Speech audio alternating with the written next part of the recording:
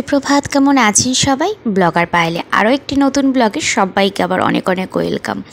ব্লগটা যদিও সকাল থেকে শুরু করা নয়, এই ব্লগটা কিন্তু এখন যে ভিডিওটা দেখাচ্ছি ফুলের, তো সেটা কিন্তু একটু বেলার দিকে মানে দুপুর দিকে কিন্তু একটু বৃষ্টি হয়েছিল।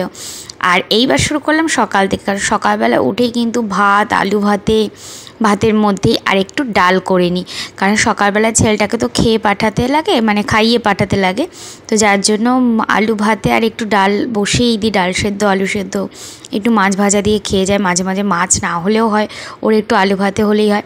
আর এখানে সবজিগুলোকে কেটে নিচ্ছি, আজকে রান্না হবে, তো টিফিন হবে সকালবেলা ছেলের আর আমাদেরও হবে, যার জন্য সবজি কেটে নিলাম। আর এইদিকে দেখো কচুটাকে ভাপিয়ে নিয়েছি, কারণ ইলিশ মাছের ঝোল হবে, একদমই হালকা পাতলা ঝোল, যেটা ইলিশ মাছের হবে আর বেগুন আর কচু দিয়ে হবে। আর ইলিশের যে মাথা আছে সেটা দিয়ে করব চাল কুমড়ো, লাউ নয়, চাল কুমড়ো করবো। পুর ভাজা খাওয়ার পর না এইটুকুনি চাল কুমড়ো বেঁচে গেছিলো, তাই ভাবলাম কী রান্না করা যায়, তাই বরং সেটাকে একটুখানি চাল কুমড়ো ঘন্ট করা যাক ইলিশ মাছের মাথাটা দিয়ে।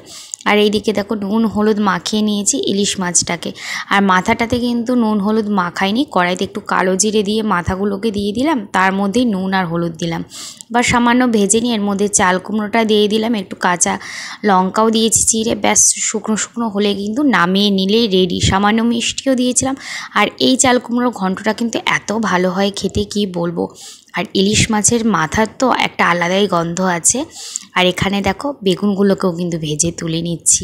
আর এই বললাম প্রথমেই যে কোনো রকমের মশলা দেব না, তো মাছগুলোকে একটু কড়া করে ভেজে নেব, একটু লাল লাল করে ভাজো, কারণ ইলিশ মাছের ঝোলে ইলিশ মাছটা না ফুটলে না ঠিক ভালো লাগে না, আর নরম করে ভাজলে তো মাছটা গলে যাবে, তো একটুখানি কড়া করেই ভেজে নিলাম। আর ওইদিকে কিন্তু এক পিস মাছ ভাজা তুলে রেখে দেবো বরমশাইয়ের জন্য। এখানে দেখো কালো জিরে দিয়ে দিলাম তেলে, আর চেরা কাঁচা লঙ্কা দিয়ে দিলাম, ব্যাস এই হলো আমাদের মশলা, আর কোনো মশলার প্রয়োজন নেই। এবার ভাপানো কচুগুলোকে দিয়ে দিলাম, মানে গাটি কচুগুলোকে, এটাতে একটু নুন আর হলুদ দিয়ে শুধু ভেজে নেওয়ার পালা। তারপর কিন্তু এর মধ্যে যখন ভাজা হয়ে যাবে, এটা নুন হলুদ দিয়ে একদম মাখা মাখা মতন হয়ে যাবে ভেজে, তো তখন এর মধ্যে আমি একটুখানি গরম জল দিয়ে দেবো। আর আমরা কিন্তু এই ঝোলটা একদমই পাতলা খাই, তো বেশি পরিমাণেই সেই কারণে জল দিলাম। আর সত্যি কথা বলতে একদম ঝোল টোল খেতে চায় না আমার ছেলে, সাধারণত বাচ্চারা যেই রকম করে আর কি সেই রকম ঝোল খেতে চায় না। এই ঝোলটা হলে না ও খেয়ে নেয়, খুবই পছন্দ করে। আর দেখো একটা পিস মাছ তো তুলে রাখলাম বরমশাইয়ের জন্য, আর এখানে বেগুন আর ইলিশটাকেও দিয়ে দিলাম, ব্যাস এবার কিন্তু ফুটে নিলেই রেডি আমাদের ইলিশের ঝোল।